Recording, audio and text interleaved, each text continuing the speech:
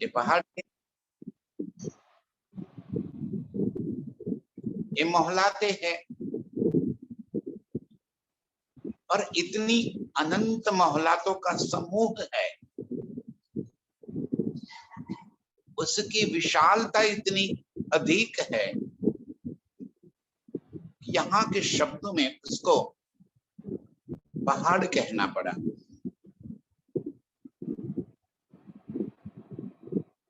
एक बात और ये है कि अर्श की हर चीज नूर की है, चेतन है और चित्त चाही है। जब चेतन है और चित्त चाही है, तब वो स्थूल के माफिक कभी नहीं हो सकती। हर घड़ी हर पल नई नई शोभा लेकर नए नए सुख देने वाली एक अपरंपार मोहलाते, अपरंपार बाग बगीचे, फूल पौधे वन पशु पंछी, हर चीज और हर चीज की शोभा चित्त चाहिए। हम जो बात हमें वाणी में, वृत्त में या जहां भी लिखी हुई हमने पढ़ ली, लिखी हुई पा ली, तो हम जड़ता से वहीं पे लग जाते हैं। जबकि बार बार प्रीतम ये बात हमें समझा रहे हैं कि अर्श की सारी नेमतें मेरे प्राण प्रीतम का ही स्वरूप है, नूर की ही है और नूर चेतन है। यदि वो मोहलाते ईंट माटी पत्थर से सीमेंट से बनी हुई होती तो स्थूल रहती,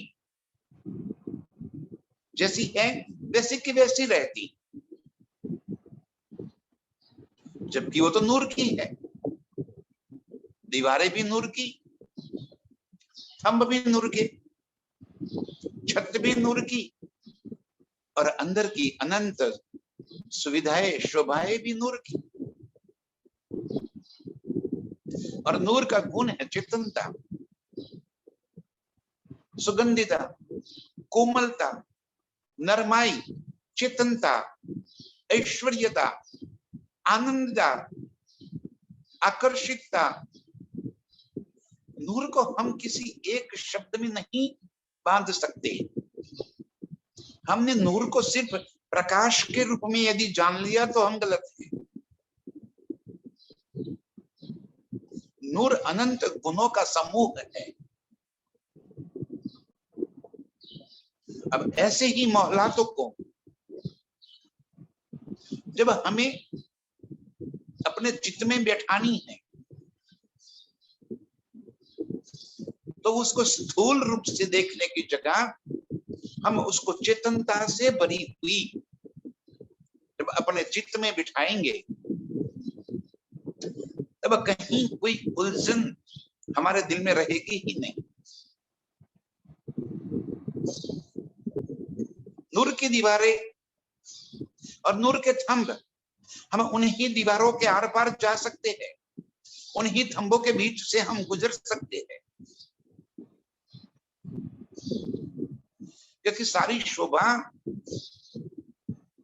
इश्क और आनंद के लिए है। खिलवत की ही तो शोभा है। सारा अर्श खिलवत खाना है। अर्श के कोने कोने में हम प्रीतम के संग इश्क और आनंद की लीलाएं करते हैं, सुख और विलास की लीलाएं करते हैं। अब मानिक की मोहलाते हो, दुखराज की मोहलाते हो, रांग की मोहलाते हो, टापू महल की मोहलाते हो, चवेरों की मोहलाते हो या कहीं भी प्रीतम के संग हम अर्श में विहार को चले, वहां एक नयापन अति सुंदरता से भरा हुआ हमें नजरों में आता है। और तो और जब प्रीतम हमारे संग है तो हम अपने प्रीतम से नजरें हटा ही नहीं सकते। यही चाहते हम रूहों के में भरी रहती।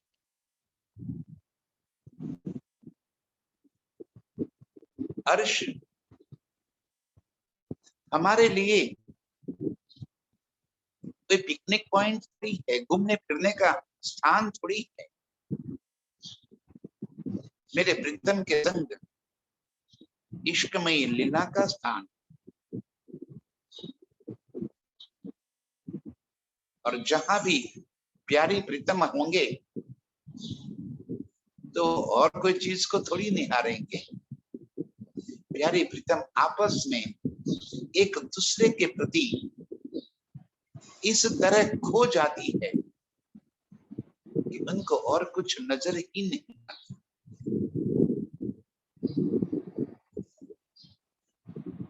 ऐसी अर्श की शोभा का अनुपम वर्णन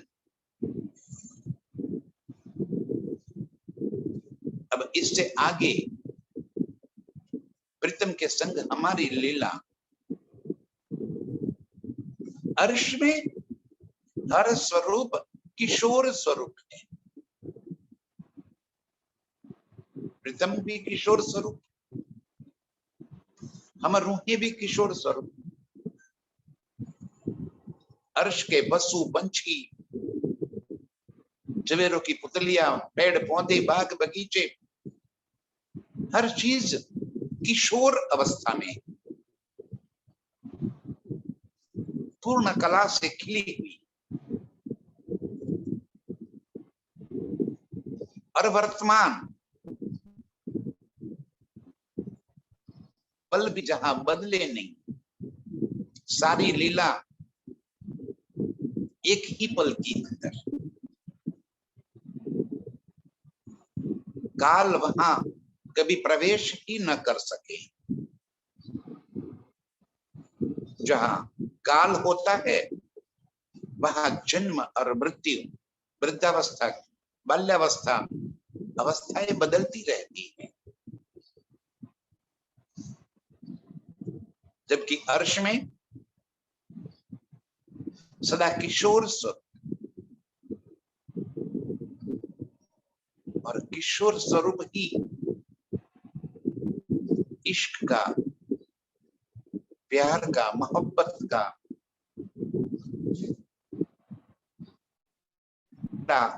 अच्छे से एहसास कर सकता है।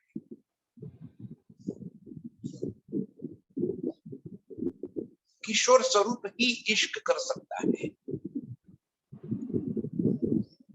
इश्क की लीला के लिए किशोर स्वरूप ही उपयुक्त है।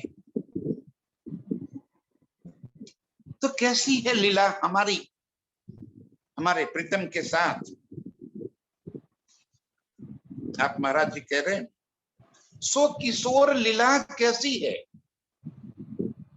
कि अमृत से कोट गुनी, अत्यंत महासुंदर, मधुर और मीठी है।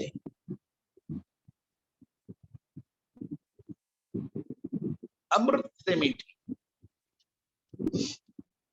जिस लीला में सदा आनंद ही आनंद आता,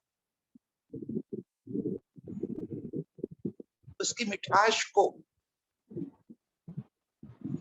किसी चीज के साथ हम तुलना नहीं कर सकते।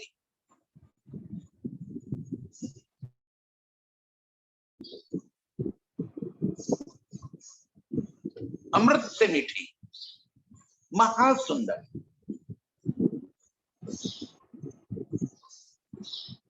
जिस लीला के अंदर आनंद के सिवा और कोई चीज ही ना, वैसी प्रीतम के संग हमारी इश्कमयी किशोर लीला है। और 14 भवन की जो सृष्टि है, इनको आत्म का बुद्धि रूपी हाथ न पहुंचने से अछूती और अनूठी है। यहाँ की बुद्धि में वो न आने वाली लीला है।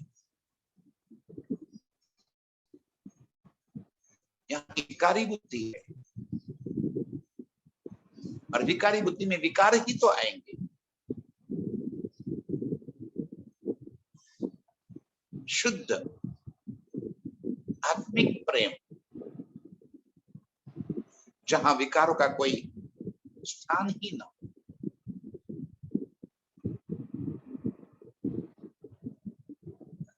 हर्ष के नूरमयी स्वरूप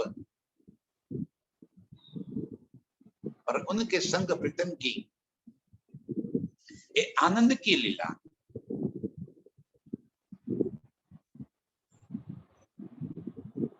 इस संसार की बुद्धि में नहीं आ सकती। आत्म दृष्टि से इस लीला की लज्जत हम ले सकते हैं।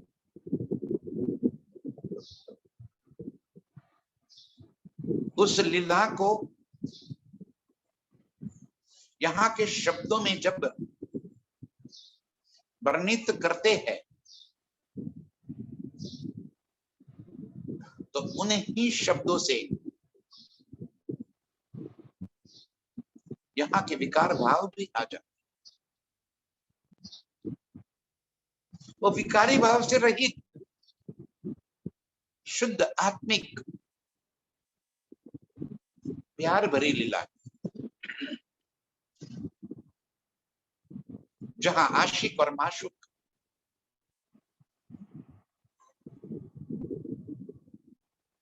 दोनों अपनी आशिकी एक दूसरे के प्रति व्यक्त कर रहे हैं। वहां आशिक ही माशूक है और माशूक ही आशिक है।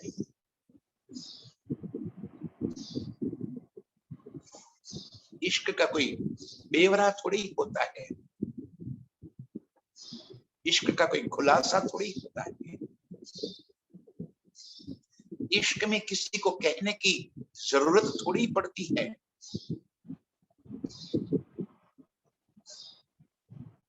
इश्क तो अपने आप स्वयंभू व्यक्त हो जाता है, वो तो नेत्र में झलक जाता है,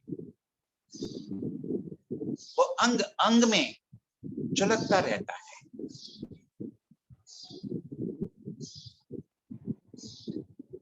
यहाँ की बुद्धि में पिया और प्रीतम का वो इश्क शब्दों में कैसे व्यक्त किया, जो शब्द से रहित है, जो अनुभूति का विषय है,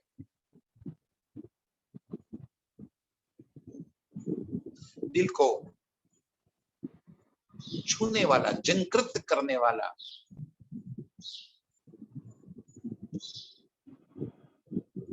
जैसे बिना के तार को छूते ही अंदर से मधुर ध्वनि अपने आप बह जाती है, वैसे ही इश्क में दिल के तारों को जनकृत होते देर नहीं लगती।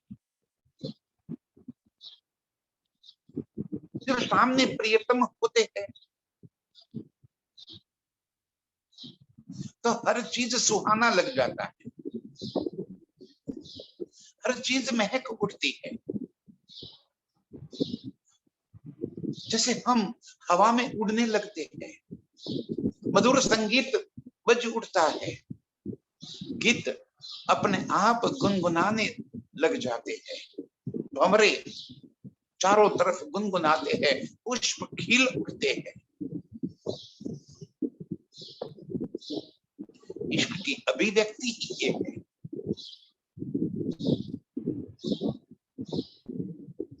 इन चीजों में कहीं कोई चीज शब्द में नहीं आ सकती। बिना बोले दिल की धड़कने अपना संदेश अपने आप पहुंचा देती है।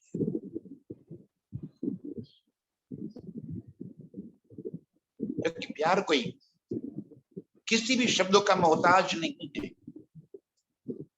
कि उसे कोई मधुर शब्दों से व्यक्त किया जाए।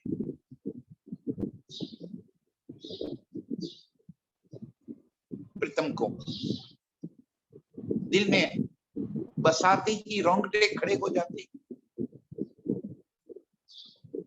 खून और तेजी से दौड़ने लग जाता है, अंग अंग में एक अपार आनंद उमंग भर आता है।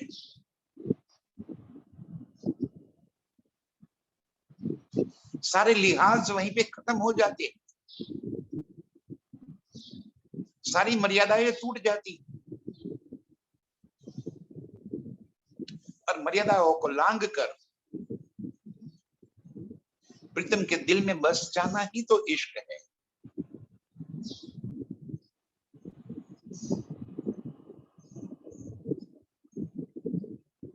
ये समझाने के लिए भी इश्क का सब शब्दों का प्रयोग करना पड़ता है। करे तो करे क्या?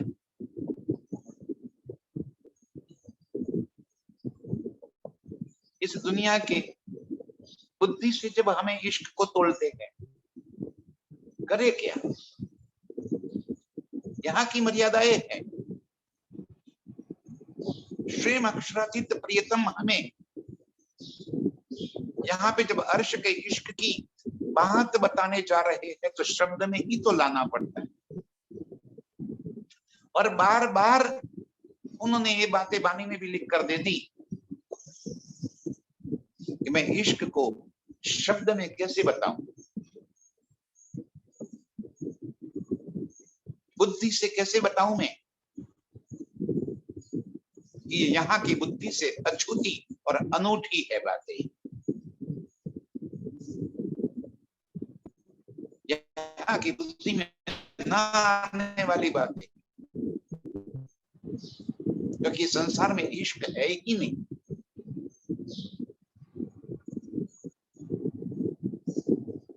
यहाँ तो विकार है, यहाँ तो व्यापार है, यहाँ लेना देना है। और इश्क में कभी लेना देना नहीं होता है। इश्क में तो देना ही देना होता है, लेना होता ही नहीं है। आशिक का काम समर्पित हो जाना, न्यौछावर हो जाना, स्वयं को समाप्त कर देना होता है। और इस वास्ते बानी में जब आशिक की बात आती है तो पतंगे की बात बताई दुनिया में कि या तो वो अपने आप को आग के ऊपर झोंक देता है, समर्पित हो जाता है, समाप्त कर देता है, का बुझावे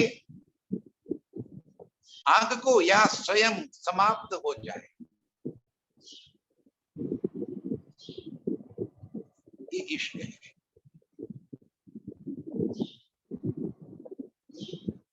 यहाँ की बुद्धि से, यहाँ के शब्दों से अनूठा और अछूता है। परंतु कारण प्रियं के प्रीतम प्यारे प्राणनाथ इस सुपन देह चुबा मापक हुक्म पूर्ण ब्रह्म कैसे कोटांश फुरमाया है। कारण अपने प्रिय वास्ते अपने रूपों को अर्श के अपने प्यार की याद दिलाने के वास्ते आप प्रियतम प्राणनाथ अपने हुक्म से यहाँ के शब्दों में कुछ फरमा रहे हैं। कोटांश, करोड़वा अंश, जो कि कैसे अभिव्यक्त करे।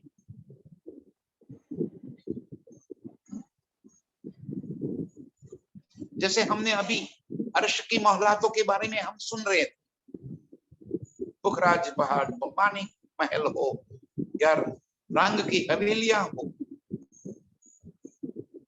यहाँ की बुद्धि से जब हम सोचते हैं तो उसकी विशालता को हम नापने की कोशिश करते हैं। हर चीज को हम मेजरमेंट में लाना चाहते हैं, हर चीज को हम गिनतियों में लाना चाहते हैं, क्योंकि यहाँ की बुद्धि अंदर प्रयोग हो जाती है, जबकि वो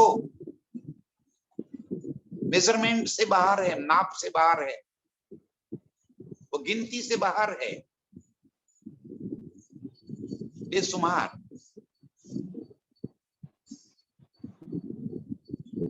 लेकिन कोटांश जब फरमाए, करोड़वा हिस्सा, जितनी बताई है मोहलाते, इतनी ही मोहलाते हैं। अरे इतनी ही मोहलातों की क्या बात करें, उनकी एक मोहलात के अंदर की, एक हवेली के अंदर की, एक कोठरी की, और उसके अंदर के एक मंदिर के यदि वर्णन करना चाहे तो यहाँ के युगों युग बीत जाए, फिर भी उसकी शोभा को यहाँ पे शब्द में व्यक्त ना हो सके, तो पूरे अर्श को यहाँ पे कैसे शब्द में व्यक्त किया जाए। बस यही फरमा रहे हैं कि आप प्रियतम प्राणनाथ, हम रूहों के वास्ते, हम रूहों के दिल में अर्श की ये शोभा सुंदरता बस जाए, ताकि हमें प्रीतम के संग की हुई इश्कमय लीलाओं का आनंद मिल जाए, उस खिलवत का आनंद आ जाए। इस वास्ते कहते हैं यहाँ के शब्दों में कोटांश फुरमाया, एक हल्की सी झलक दिखलाई,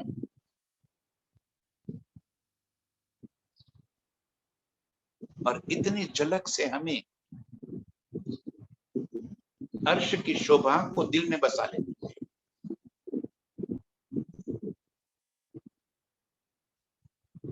अर्श के रूपों के सिवा और कोई ये सुख ले भी नहीं सकेगा।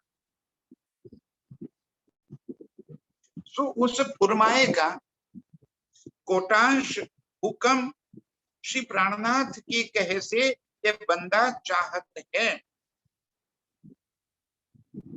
आप जुगला जी महाराज कह रहे हैं, जब वाणी के अंदर स्वयं पूर्ण ब्रह्म प्रियतम ने अर्शवा कोटांश फरमाया है, तो मेरी हैसियत तो क्या है, मुझे तो उनके कहे को आगे कहना है, उनकी बताई हुई बातों को मैं तो आगे व्यक्त कर रही हूं, तो उनके कहे का भी कोटांश मैं यहाँ पे कह सकती हूँ।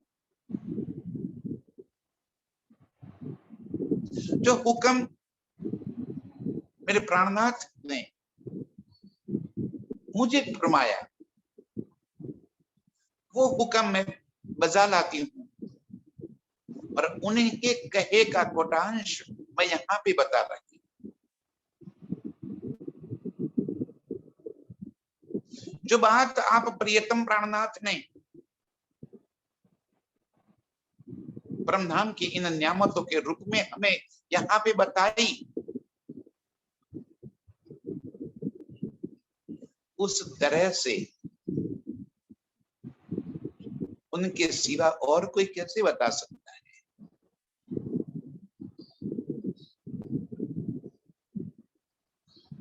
लेकिन हम सब, हमारे पास और कोई आधार भी तो नहीं है। यही प्रियतम के हुक्म को ही शिरोधार्य करके उनके ही हुक्म से हमें इन शब्दों को दिल में बसाकर अर्श की लीलाओं में डूबना है। सो केवल आनंद को ही है,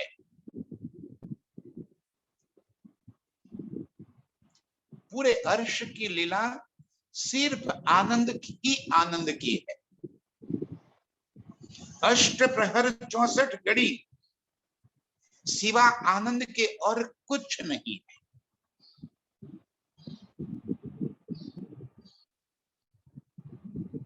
अष्ट प्रहर 64 घड़ी माने कि 24 घंटे। अर्श में 24 घंटे होते ही नहीं है। अर्श में न तो दिन रात होती है, न सुबह शाम होती है।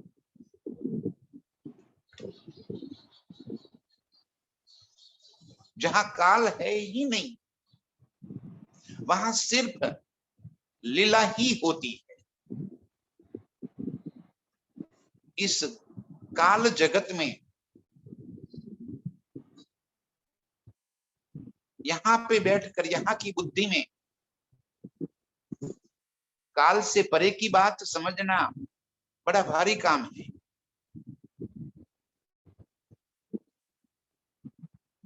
अर्श की कोई भी लीला हमारी इस संसार के माफिक क्रमशः नहीं है। जैसे यहां प्रातः काल हो गई, सूरज निकल आया, हम नींद से जाग गए, फिर सुबह हो गई, फिर दोपहर हो गई, फिर शाम हो गई और फिर रात होती है। यहाँ हर चीज क्रमशः होती है। अर्श में हर चीज चित्त चाहिए है।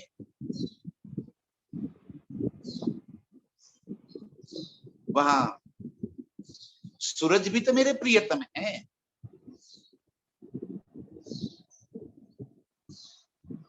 वहां की दिशाएं भी कैसी है। तो जिस तरफ मेरे प्रीतम का मुख है वही तो पूरब दिशा है। यहां तो हम दिशाओं को सूरज के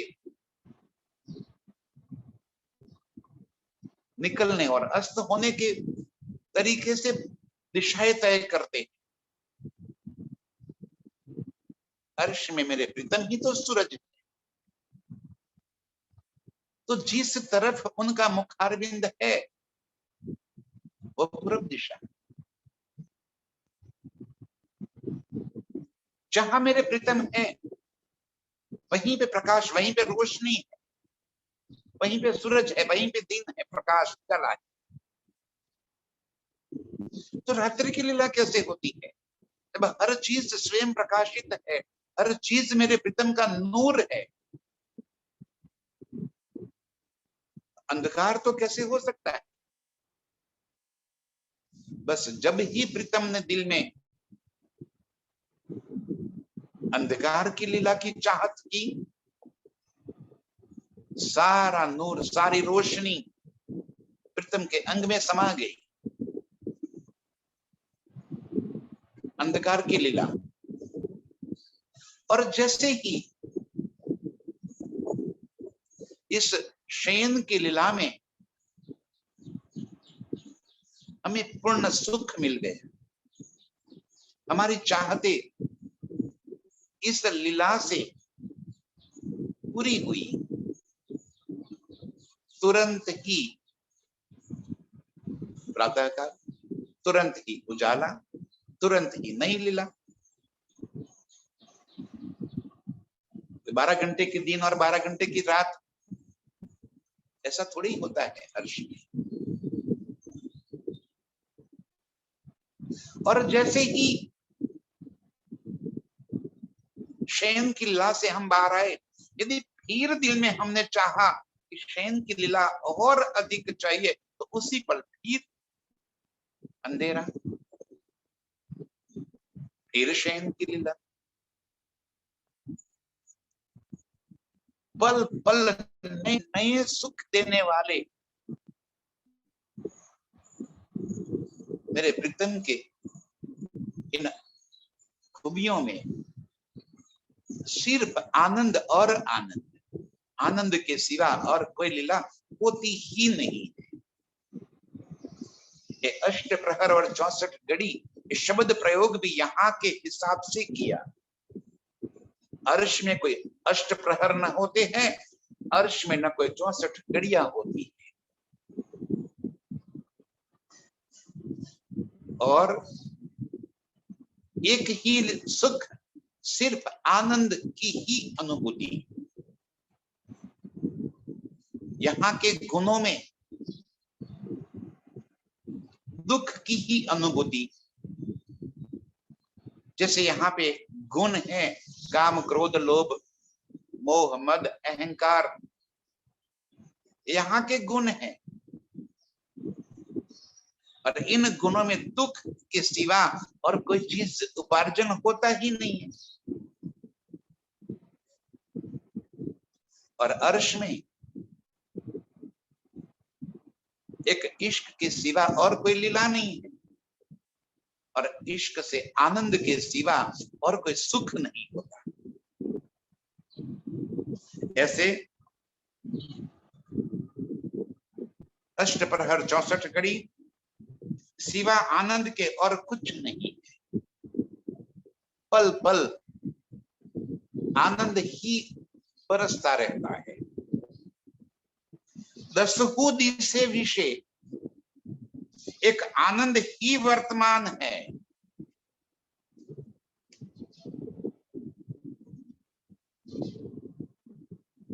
पूरे अर्श में आनंद के सिवा और कोई बात ही नहीं है। पूरा अर्श नूर ही नूर, मेरे प्रीतम की ही हकीकत का स्वरूप। मेरे प्रीतम तो सदा आनंददायी है, आनंद की ही लीला पल पल होती रहती है। और कैसा है, बेशुमार अपरंपार आनंद को आकाश है। जैसे यहाँ पे जल जिमी वायु तेज आकाश, ये 5 तत्व यहाँ के है। अर्श का आकाश कैसा है तो फरमा रहे हैं बेशुमार अपरंपार।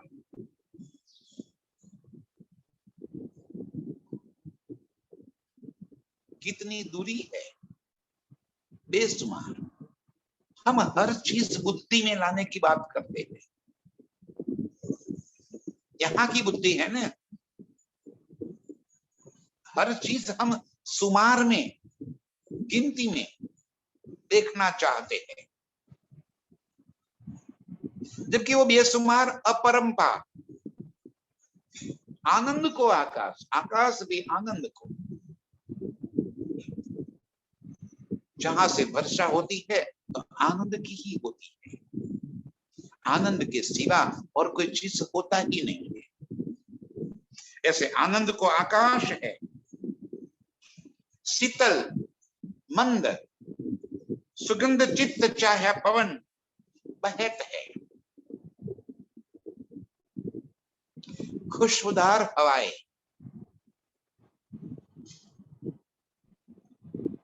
और वो भी चित्त चाही खुशबू।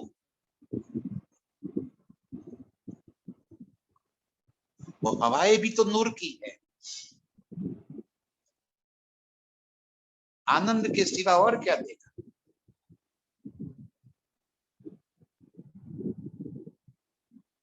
हवाएं भी खुशबूदार बह रही है। जब चित्त में जो सुख चाहे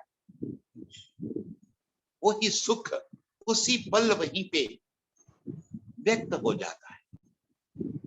जैसे अपरंपार बेशुमार आनंद को आकाश है, वैसे ही अत्यंत खुशबूदार,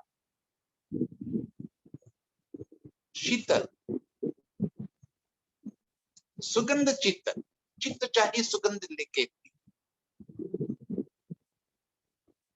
हवाएं बह रही और हवाएं भी ऐसी चेतनता से भरी ही कि उन्हीं हवाओं के संग हम आसमान तक उड़ भी सकते हैं, उन्हीं हवाओं के पैर पे हम असवारी करते हैं। बस साथ में मेरे प्रीतम होते हैं, प्रीतम के हाथ में हाथ पिरोए इन हवाओं के संग हम अर्श में आसमान की ऊंचाई तक पहुंचने की भी लीला, और उस लीला में सिर्फ आनंद, रोमांच और कुछ भी। ऐसी चेतन सुगंधित हवाएं हमें अपार सुख देने वाली है। आनंद का अगेन, अब हवाएं तो सुगंधित, शीतल, आनंदित करने वाली हो सकती है, जब अग्नि का काम तो जलाने का है। अर्श की अग्नि भी शीतलता प्रदान करती है, क्या कि वहां का तेज, वहां का सूर्य मेरे प्रीतम ही तो है। रोशनी मेरे प्रीतम के मुखारविंद की ही तो चारों तरफ फैली हुई, और वो तेज, वो अग्नि जलाती नहीं, शीतलता प्रदान करती।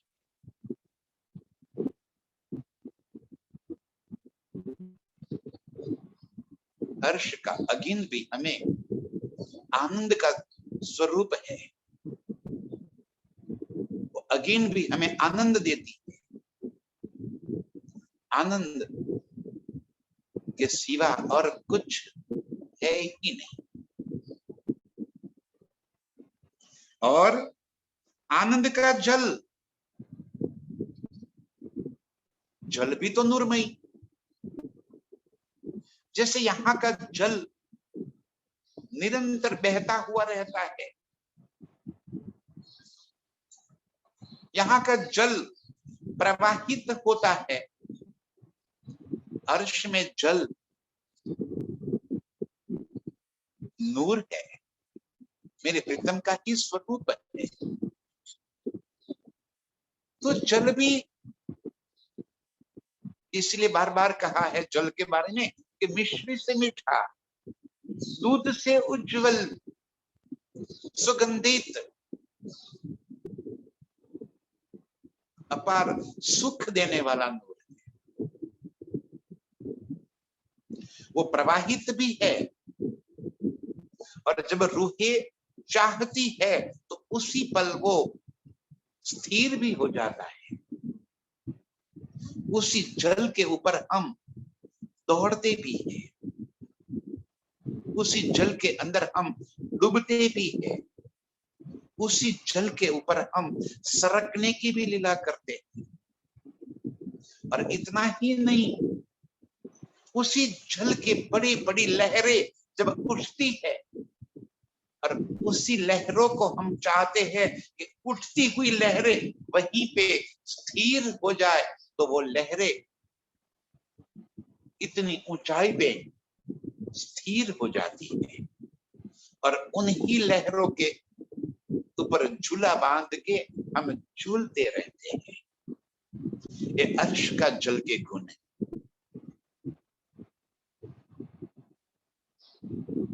ये अपार सुख देने वाला जल, सुगंधित और नूरमयी, ये आनंदित जल है, आनंद की जिमी शोभायमान है। अर्श के पांचों तत्व, जल, जिमी, वायु, तेज, आकाश, सारे नूर के बार बार यही बात समझ में आ रही है कि नूर के सिवा अर्श में और कुछ है ही नहीं। वो जिमी भी नूर की, रेती के कण भी नूर के, और जब प्रीतम के संग हम उन्हीं जिमी के ऊपर जब पैर रखते हैं तो वो जिमी भी अपने आप को इतना कोमल कर देती है, इतना नरम कर देती है कि हम उसके अंदर घुसते चले जाएं। वो रेती का कण भी मेरे प्रीतम का स्वरूप होने की वजह से ये चाहता है कि मेरी रूह के पांव में कहीं कोई चीज चुभे नहीं, और वो इस वास्ते इतना नरम और कोमल होती चली जाती है। चेतन जिमी, जिमी भी सुगंधित है, नरम है, आकर्षित करने वाली है, और वहीं पे आनंद के सिवा और कोई चीज तो होती ही नहीं है। अर्श के ये सारे गुण हम रूहों को रिझाने के वास्ते आशिक मेरे प्रियतम स्वतः ही धारण करके हमें रिझाते हैं। अब जब प्रीतम ने ही वो स्वरूप धारण किए हुए है तो वहां से आनंद के सिवा और क्या चीज हो सकती है। केवल आनंद के पशु पंछी, अर्श में पशु पंछी की क्या आवश्यकता है। खूबी खुशहाली, जवेरों की पुतलियां, वन बगीचे, मोहल्लाते, क्या आवश्यकता है इन चीजों की, जहां आशिक और माशूक बस आपस में रात दिन आनंद की लीला ही में मस्त हो, वहां और कोई भी चीज की आवश्यकता क्या हो सकती है। यही मेरे प्रीतम की आशिकी है, जिन आशिकी को हम अर्श में कभी न समझ पाए। यही आशिकी का सुख देने के वास्ते प्रीतम हमें यहाँ पर लेकर आए और अपने इलम से ये आशिकी समझा रहे हैं।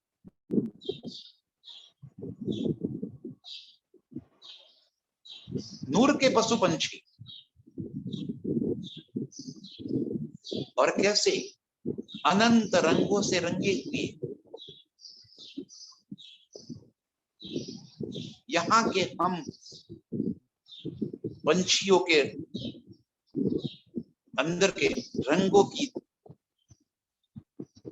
जो आनंद की अनुभूति करते हैं देखते हुए, हमें जड़ के अंदर इतने सुख भरे पड़े हैं। अर्श में सारे पशु पंछी अपने अंगों पे अनंत चित्रामण किए हुए, और चित्रामण भी चेतनता से बने हुए।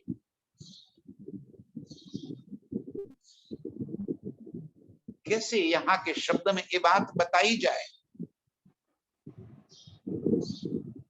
उन पशुओं के एक एक बाल नूर में ही, और एक एक बाल के भीतर कई प्रकार की चित्रामण, और वो चित्रामण भी चेतनता से लदी हुई।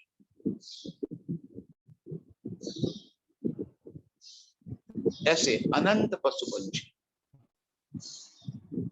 अनंत स्वरूप धारण करके स्वयं मेरे प्रीतम का नूर ही लीला कर रहा है, ताकि आशिक मेरे प्रियतम माशूक अपनी रूहों को और अधिक सुख दे सके, आनंद दे सके, मस्ती भर सके। जब ऐसे चेतन पशु पंखियों के ऊपर हम सवारी करते हैं, अरे अस्वारी का आनंद हमें बेहिसाब मिल रहा है। मेरे प्रीतम,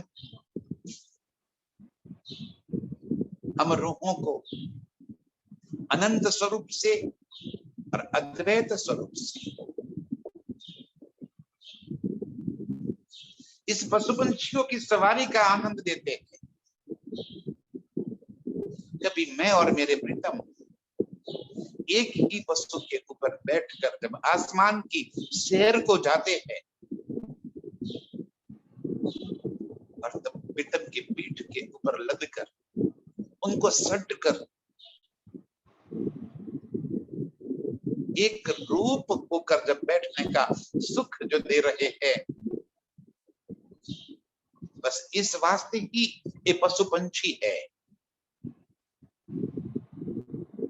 ताकि हमें प्रीतम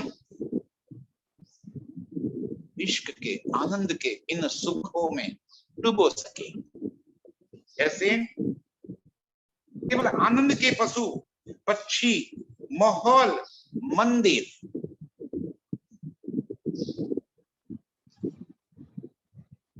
ये मोहल्लाते अनंतता से भरी हुई विशाल मोहल्लाते कितनी ऊंचाई है नजर न पहुंचे, कितनी चौड़ाई है नजर न पहुंचे। क्या जरूरत है हमें फीता मापने की? चित्त चाहिए तो मोहल्लाते हैं,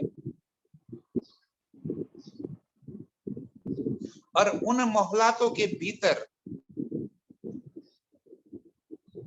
मुझे तो मेरी खिलवत से और खिलवत में जो आनंद मिल रहा है उससे मतलब है। बस ये अनंत मोहल्लाते इस वास्ते है कि हमें प्रीतम पल पल नए नए सुखों से लबालब भरना चाहते हैं।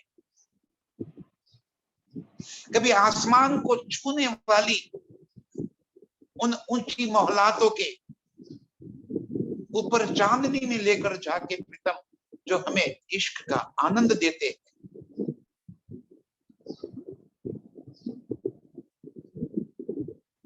आसमान को छूने वाली उन मोहल्लातों की आकाशी में जो हवाएं चल रही है, बादल हमें छूकर निकल जा रहे हैं,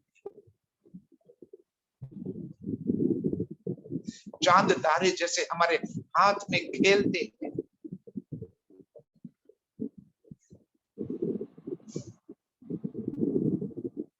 ये चेतन मोहल्लाते, ये नूरमयी मोहल्लाते प्रीतम अपने इश्क का इजहार करने के लिए है। और मुझे इन मोहल्लातों के भीतर प्रीतम के संग इश्क की लीला, विलास की लीला, आनंद की लीला, इस खिलवत से मुझे आनंद है। मुझे उस खिलवत से मतलब है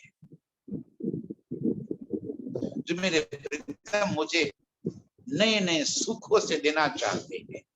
इस वास्ते ये माहौल, मंदिर, खूबी खुशहाली, जब हर चीज चित्त चाहिए हो तो वहां किसी नौकरों की आवश्यकता नहीं है। खूबी खुशहाली कोई हमारी सेवक सेविकाएं नहीं है। खूबी खुशहाली भी मेरे प्रीतम का नूर ही तो हमें रिझाने के लिए अनंत लीलाएं करती है। जैसे पशु पंछी नृत्य करते हैं, अपनी सर्व कलाओं से प्रिय प्रियन को रिझाती है, वैसे ही खूबी खुशहाली और जवेरों के पुतलियां कई प्रकार के नृत्य करके और उस नृत्य में हमें भी सहभागी करके प्रियतम को रिझाने के वास्ते है।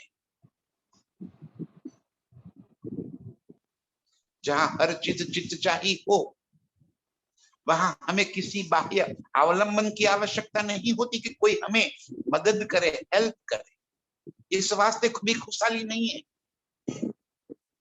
यहाँ तो रिझना और रिझाना, आशिक और माशूक में यही तो होता है।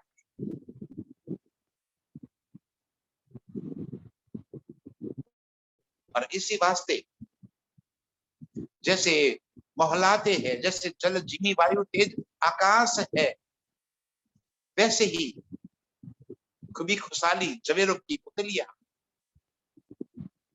ये भी मेरे प्रीतम का ही नूर हम रूहों को रिझाने के वास्ते,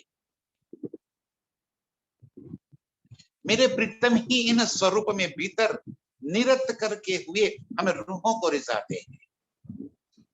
कभी हम प्रीतम को कहते कि अरे आप निरत करो और हमें रिझाओ, तब प्रीतम भी अनंत कलाओं से निरत करके हम रूहों को रिझाते हैं।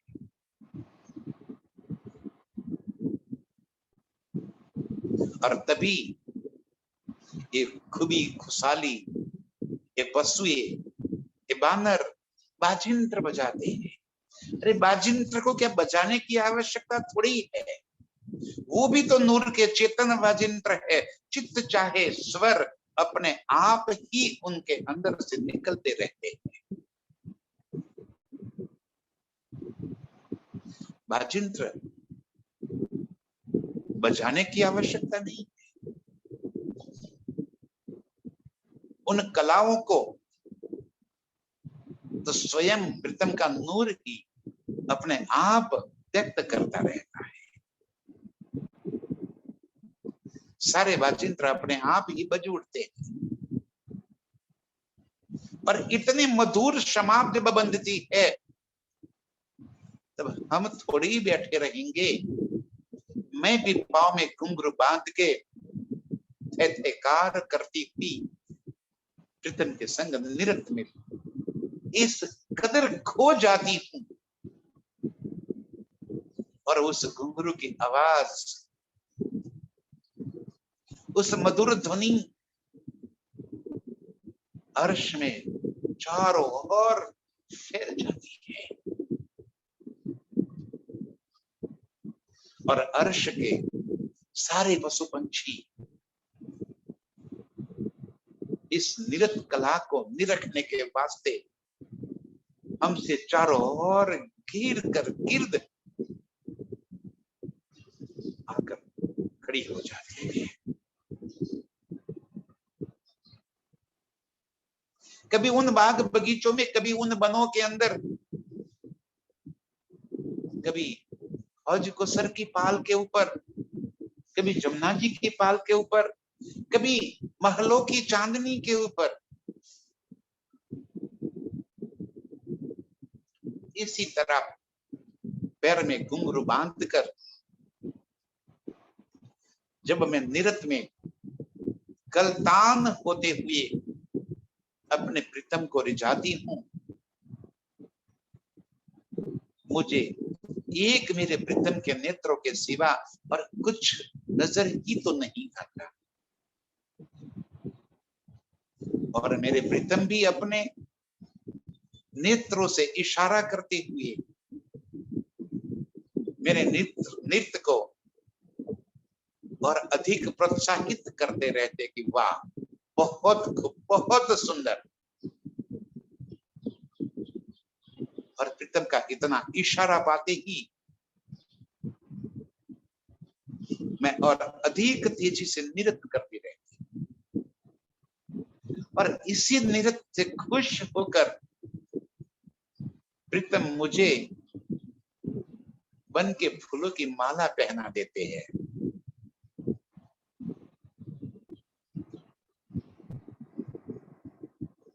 और तब मैं फूल ही नहीं समाती कि वाह, मैंने आज मेरे प्रीतम को खुश कर दिया।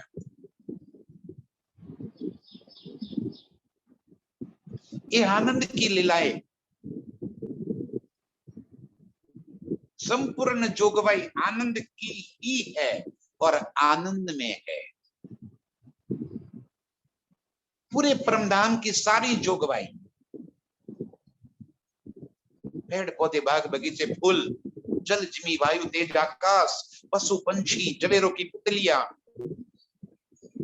मंदिर मोहल्लाते, संपूर्ण जोगवाई आनंद की है और आनंद में है, क्योंकि सारी जोगवाई नूर की है।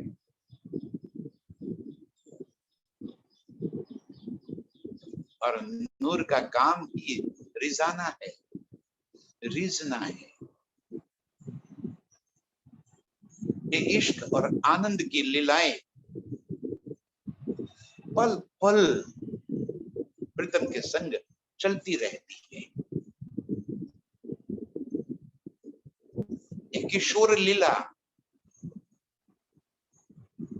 जहां आशिक और माशूक की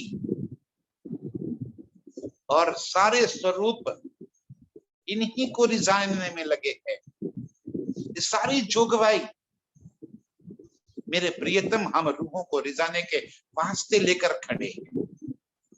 ये इनकी आशिकी है,